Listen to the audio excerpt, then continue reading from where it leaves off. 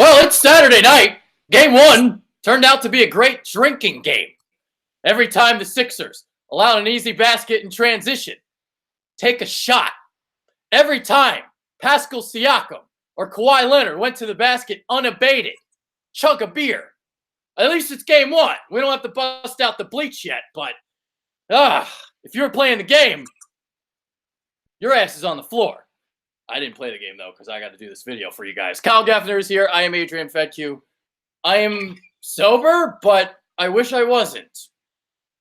Yeah, man. It's that could turn into a great drinking game. It's the quickest way to get messed up. A lot better than drunken taxi, that's for sure. But good God, my eyes were bleeding after watching this. What is this? This is the game where you had to come out and punch him in the mouth. Game one. Because now they're going to know what to expect. You know, game two, they had a great game plan. They really don't have to make any adjustments. We have to take whatever we had drawn up, which wasn't much, rip it up, roll it up, burn it. I don't know what, wipe your ass with it, but it was bad. That was not a game plan. That was trash. This was disappointing because game one is the one to steal. Like, game two is really hard to get. But that game one, you can usually maybe steal sometimes, kind of like what the Nets did to the Sixers in Philadelphia, but just didn't happen tonight. I mean, Kawhi Leonard goes for 45. 45! Jimmy Butler had no answer on him. Like Drake was saying, you can't guard him, and he couldn't. And then Siakam is way too athletic, way too quick for Tobias Harris. So this is on Brett Brown about making some defensive changes. He's going to be the key for the Sixers to get back in this series defensively, him and his adjustments. Or the lack thereof. And that really is where it worries me. You know, you look at Brett trying to make adjustments, and he did it a little in the Brooklyn series, but that, like you said, it's not Brooklyn. This is a real team. You've got Toronto. Yeah, this is a real team now. You got at least, I would say, at least a top three player in the league on this team, defensively and offensively. He's the whole package. He's unbelievable.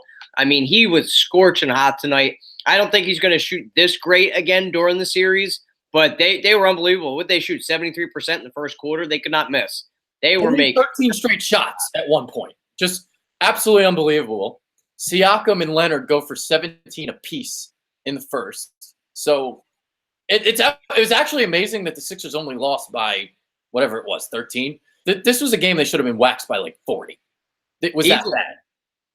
Yeah, the score does not do it justice. You look at it, it's like, 12, 13-point win, but it was completely dominated by the Raptors. Yeah. And I think we are such a better team, and we just shoot ourselves in the foot. Like, we don't make the adjustments. There's no real game plan, and it's an issue when your fourth best scorer on the team is getting most of the plays drawn up for them. At one point, they did 5 straight plays of that dribble handoff to J.J. Redick. And yeah. I'm like, what are you doing? You have to have something else drawn up. You have to move the ball. They were just stagnant in the half court. They all pick up their dribble once they get into the half court set. It's just like a dead fish out there. And you're helping the defense out by doing that. You have to change. You have to do something. You have to make adjustments. Yeah, the entire team was just sluggish. And I'm looking at the box score right now. I mean, they shot less than 40% from the floor. Joel Embiid was only 5 of 18. It was hard work down there inside on Marc Gasol. Tobias Harris was 6 of 17. Jimmy Butler 4 of 12. So just it wasn't a great night. The only guy who showed up was Ben. Ben was 7 of 8, 14 points, 9 rebounds. You know, people were getting on him because there was a photo that surfaced that he was out last night at the club. Now, here's the thing, though. All right, here's the thing. We don't know if he was drinking or not. So that's the thing to keep in mind here. We don't know if he was drinking or not. Now, if he was seen drinking, then okay, I have a big problem with this. But if he's out till 1 a.m. the night of a playoff game and he's not drinking, then I'm not really having that big of an issue with it. Yeah, I mean, he's a kid. We've all been there. We've all been 21, 22 years old. He's not going to be in bed by 8, 9 o'clock, being tucked in or what have you. He's going to live a little bit. If he's drinking, I didn't see him out there partying or what have you. But he had an okay game. I wasn't upset. I think he's the only one that did show up tonight. He was aggressive. He did pick up his dribble a little bit, but he was fine after everybody else. Like, the way to get to Joel Embiid is physicality. A lot of these players were straying away from contact instead of trying to go into the bodies of the guys. Get them in foul trouble. Get physical right back. Like, stop trying to away your body away from these guys. And we didn't get to the line either. That's what gave us our 50-plus wins back-to-back years, was getting to the line. And it was a huge Achilles heel tonight because we were evading bodies instead of trying to go into them. Yeah, that's a good point about the physicality with Embiid. And, you take a look at, that post game sometimes. It does need refinement. He's not perfect down there. And, we saw some of it tonight. So with Jared Allen, he was just kind of finishing over top of him, and it was easy. But with Marc Gasol, he's got to be a little bit more shifty, got to be a little bit more elusive. And sometimes, when it goes to that hook, it's not really sudden. It's not. It's got to be better. It's got to be better. But hey, this is Joel, and he'll bounce back, I hope. I think he will. And they were talking about his minutes being played 30+ or whatever. This is where, and we lost a key guy in Mike Scott. That's a big piece to lose from a very fucking Korkmaz in there, and he stinks. He's awful, and this is where you have to play your starters max minutes. It's like, what do you do at this point?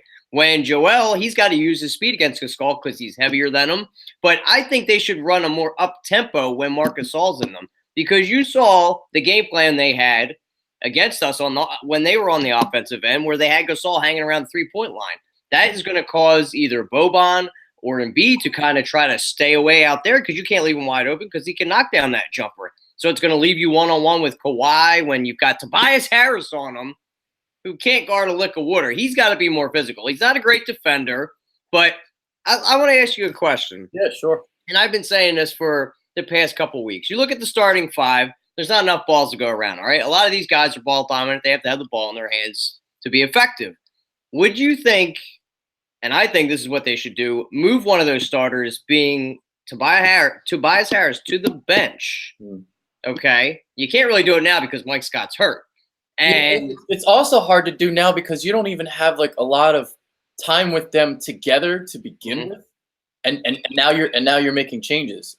It's that's what was shown tonight to me, was the lack of cohesion defensively still, with all of these new pieces. Again, heading into that Brooklyn series, it was what 10 games they started all together. So we're seeing some of that. And my big thing heading into the playoffs was this inexperience, all of them playing together. I thought it was going to catch up to them against Toronto, and we saw it tonight.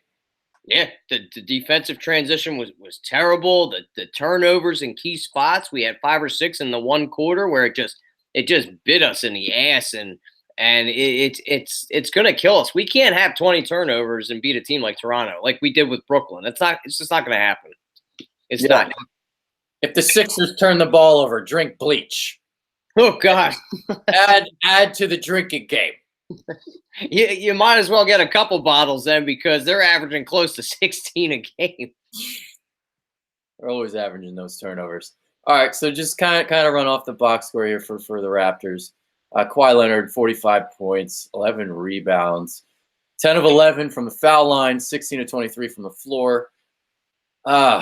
He's 14-0 now against Philadelphia in his career. And then Siakam, 29 points, 12 of 15 from the floor. So a big night for him as well. And we can pretty much call it a night on this show because there's nothing else to talk about.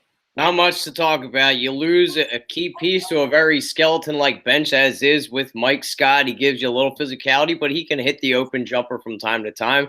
You've got Jordan Bolden, who can't really establish any rhythm because he's been sporadically pulled in and out during the season and even during the playoffs.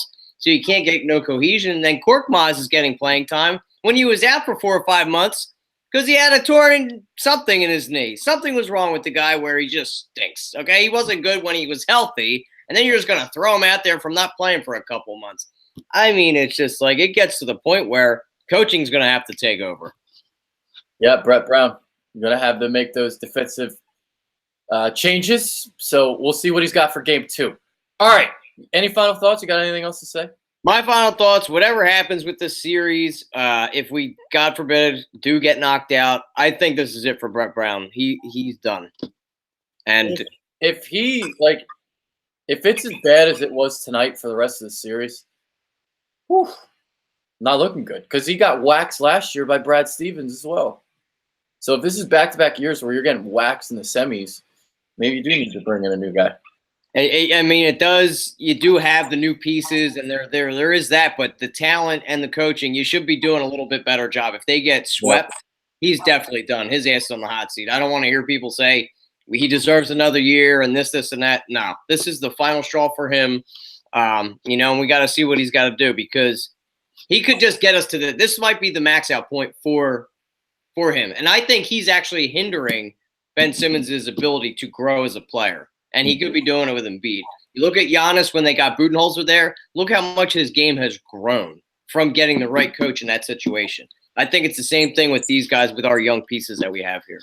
I mean, he may deserve to coach next year, but there also may be better options out there than Brett Brown. And that's the thing to keep in mind. Mm-hmm. So I sure as hell would rather have Mike Budenholzer than Brett Brown as my head coach. I love Mike Budenholzer there in Milwaukee. He's awesome. He's awesome. You look at what he did with the Hawks. You look at everybody that came from the Popovich tree. They've all had some great success other than Mr. Fumbles over there, Mr. Bumble Fumbles with his Boston accent. Well, maybe he'll come prove all of us wrong then, and the Sixers can come back in the series. They win the next 4, then they win the NBA championship, and then I drink bleach because I was wrong about Brett Brown. I'll eat my words too if that happens, but I don't think that's going to be happening, bro. Yeah. We'll see. We'll see. That's Kyle Gaffner. I'm Adrian Fedke. Thank God this game's over. But now I got to write my recap.